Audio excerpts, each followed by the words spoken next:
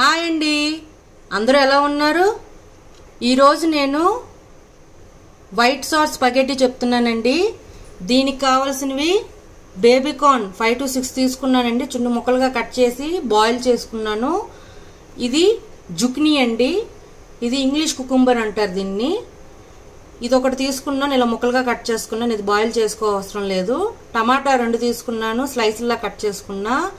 Organo 1/2 table spoon, red chilli flakes 1/2 table spoon, milk 1 cup దాకా తీసుకున్నాను, మైదా 1 cup దాకా తీసుకున్నాను, బటర్ ఒక హాఫ్ క్యూబ్ లాగా తీసుకున్నానండి.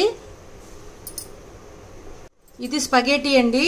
ఈ స్పగేటీని నేను హాట్ వాటర్లో బాయిల్ చేసుకొని హాఫ్ కుక్ అయ్యేదాకా బాయిల్ చేసుకున్నాను. కొద్దిగా సాల్ట్, ఆయిల్ వాటర్లో వేసి ఉడికించుకోవాలి.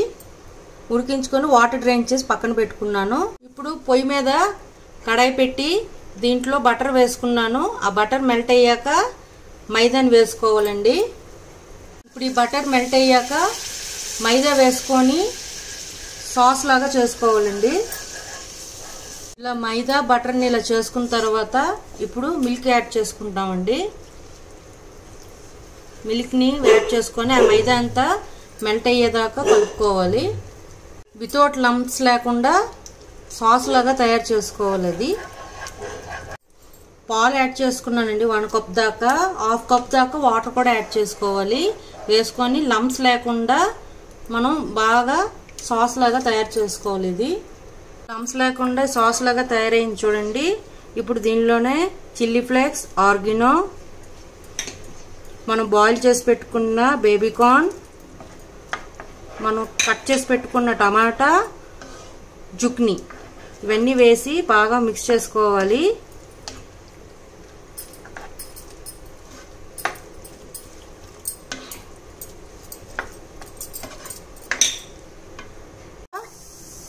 సాల్ట్ యాడ్ చేసుకోవాలి. ఇప్పుడు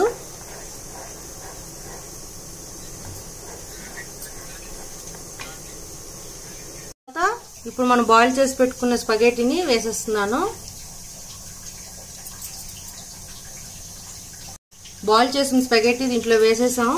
ఇప్పుడు శుభ్రంగా మిక్స్ చేసుకొని 5 minutes తర్వాత సర్వింగ్ ప్లేట్లోకి తీసుకోవడమేనండి.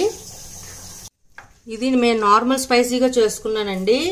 మీకు ఇంకా స్పైసీగా కావాలనుకుంటే మీరు సర్వింగ్ ప్లేట్లోకి తీసుకున్నాక ఆర్గానో, చిల్లీ ఫ్లేక్స్ మీద పైన వేసుకొని సర్వ్ చేసుకోవచ్చు. ఇప్పుడు ఇది అయిపోయిందండి.